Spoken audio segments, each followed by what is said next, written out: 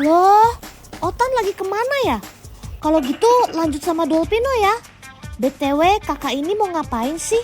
Ke dalam hutan sendirian. Gak takut apa? Kalian dengar suara nggak? Seperti suara sobat Dolpino si tokek. Mitosnya kalau mendengar suara tokek seperti ini, itu tandanya ada makhluk halus di sekitar kita.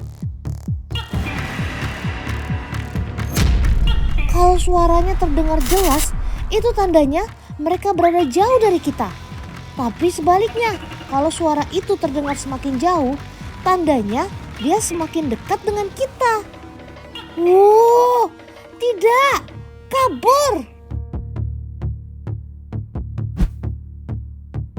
Tokek dan suaranya memang kerap dihubungkan dengan kepercayaan dan mitos di sebagian masyarakat Indonesia, teman. Hingga sekarang banyak sekali orang yang masih percaya tahayul seperti ini. Mulai dari pertanda nasib buruk, pertanda kehadiran makhluk gaib, sampai ada yang percaya kalau hewan ini mampu menangkal bala. Macem-macem aja ya. Dolpino kasih contoh nih. Misalnya saja, bagi sebagian masyarakat suku Jawa percaya bahwa suara tokek dikaitkan dengan mitos pertanda hoki atau suatu petaka. Berdasarkan primbon Jawa, bahkan jumlah bilangan tokek ada maknanya loh. Ada yang bermakna baik dan juga tidak baik. Kalau berbunyi 3 kali, artinya orang yang mendengarnya akan menemui kesepian. Kalau berbunyi 4 kali, tandanya akan datang suatu masalah. Nah, jika berbunyi 6 kali, itu tandanya akan datang suatu musibah. Waduh. Tapi Dolpino penasaran deh, di zaman modern seperti sekarang, teman-teman di rumah masih ada yang percaya nggak ya dengan hal-hal seperti ini? Kalau Dolpino sih percaya kalau suara tokek merupakan suatu isyarat alam. Misalnya saja musim kawin dan menandakan wilayah teritorinya.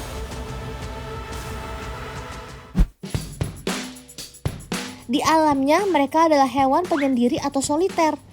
Mereka lebih suka menyendiri saat berburu mangsa atau juga mengembara. Makanya tokek akan mengeluarkan suara untuk menarik lawan jenisnya ketika masuk musim kawin. Kok dari tadi gak berhenti-berhenti sih sob? Jangan-jangan memang ada hantu? Teman, kalau tadi tokek berasal dari Indonesia, yang ini asalnya dari luar negeri. Ia adalah gecko. Tokek dan gecko memang masih satu keluarga teman, yakni Geckonidae. Lihat, macem-macem banget ya warna. Semuanya cantik-cantik dan bikin gemes. Untuk menghasilkan warna-warna yang cantik, motif dan warna gecko terus dikembangkan teman. Semakin terang warna gecko, maka harganya pun semakin mahal. Wadidaw. Nih, Dolpino kenalin gecko termahal yang ada di sini ya. Jenisnya bold stripe. Per ekornya bisa dihargai 6 juta rupiah. Cuan di mana-mana nih. Kira-kira apa sih yang bikin gecko semahal itu? Perhatikan warnanya yang kuning menyala deh. Memang menarik banget ya teman. Selain itu gecko ini juga punya satu ciri khas menarik di atas kepalanya. Nggak kelihatan? Coba kita lihat baik-baik ya. Tuh kan, tampak simbol orang tersenyum di atas sana. Unik banget ya. Keunikan inilah yang membuat harganya menjadi lebih mahal dibandingkan dengan gecko jenis lain. Perawatan gecko yang mudah juga membuat banyak orang yang tertarik untuk memeliharanya. Tapi ada satu perlakuan khusus nih yang gak boleh ketinggalan, yaitu pemberian kalsium. Kalsium berguna untuk kesehatan tulang gecko. Kalau kekurangan kalsium, tulangnya bisa lemah dan lama-kelamaan menjadi lumpuh. Duh, jangan sampai ya.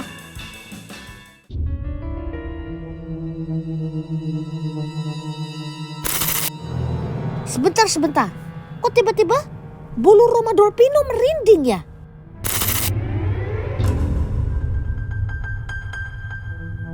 Tuh, bener kan?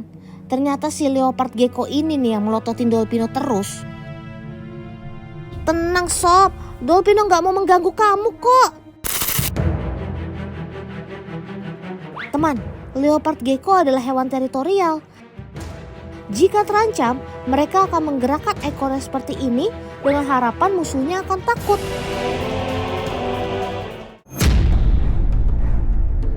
Tuh, bener kan? Ternyata ada pejantan lain di wilayahmu ya sob. Pantas saja dari tadi kamu terlihat tidak nyaman. Sobat Dolpino ini akan menyerang lawannya dengan cara menggigit. Gerakannya pun tiba-tiba. Sat set sat set.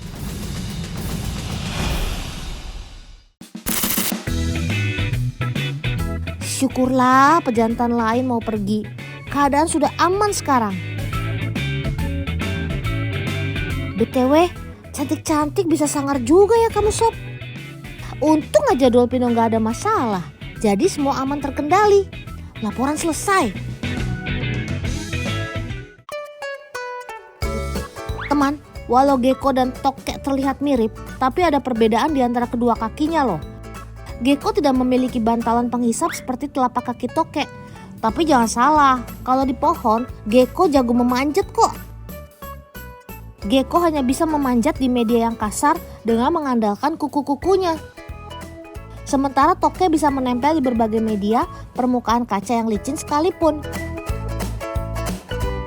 Tokek dapat menempel karena telapak kakinya memiliki bantalan penghisap. Pada bantalan itu terdapat bulu-bulu kecil yang rumit. Ikatan antara molekul dinding dan rambut tokek saling berinteraksi, sehingga memungkinkan tokek untuk menempel di media apapun. Weh. Jadi ya, kamu ini tokek apa Spiderman sih sob?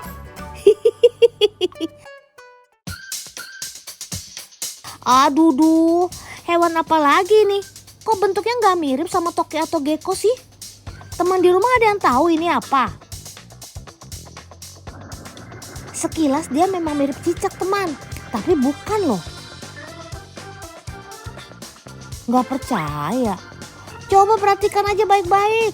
Kenalin nih, dia adalah flying gecko atau si tokek terbang. Sesuai dengan namanya teman, flying gecko atau si tokek terbang punya kemampuan melayang di udara. Tapi ingat ya, hanya melayang, bukan terbang seperti burung. Sobat Dolpino ini punya selaput di setiap sisi tubuh dan juga jarinya. Bagian ekornya juga pipih, berbeda dengan jenis tokek pada umumnya. Adanya selaput ini membuat tokek seolah terbang melayang saat sedang berada di udara teman. Selaput dan bentuk ekornya yang pipih bisa menghasilkan daya angkat. Hal itulah yang membuatnya tidak langsung jatuh ke darat dan bisa melayang layaknya sedang terbang. Itulah mengapa Sobat Dolpino ini disebut sebagai tokek terbang. Teman, coba perhatikan bagian telapak kaki si flying gecko ini deh. Seperti memiliki bulu halus ya. Nah, struktur mirip rambut halus ini biasa disebut siti. Siti pada kaki tokek bisa menahan 20 kali bobot tubuhnya loh. Keren maksimal kamu sob.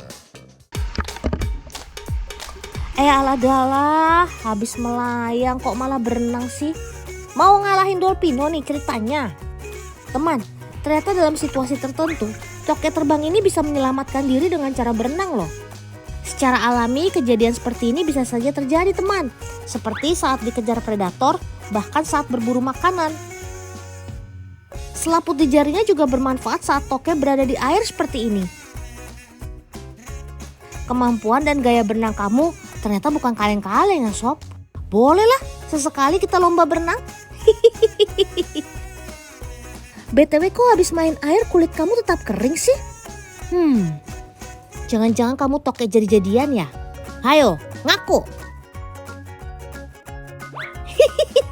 Bercanda ya teman, kulit flying gecko ini memang anti air alias waterproof. Saat air menetes di kulitnya, air akan tetap menggumpal dan seketika meluncur ke bawah. Kulit Sobat Dolpino ini memiliki spinula atau rambut khusus yang berbentuk seperti jarum dan tersebar di seluruh permukaan kulitnya. Saat terkena air, spinula akan bereaksi melontarkan air kembali dari tubuhnya. Itulah mengapa sobat terbang ini menjadi waterproof alias anti air. Keren!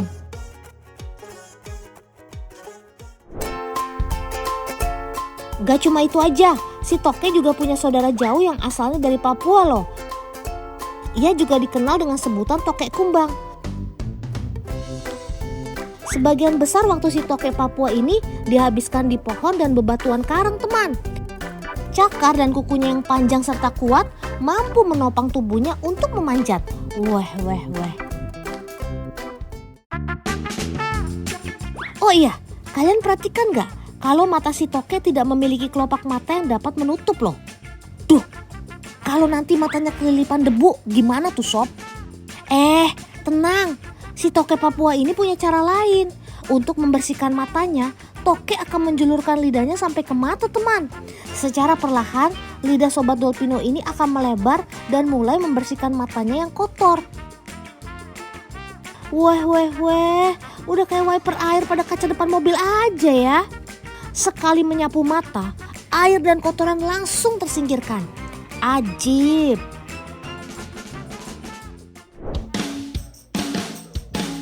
Saat ini nggak cuma gecko aja loh yang ada di peternakannya, tapi toke asli Indonesia sekarang juga punya.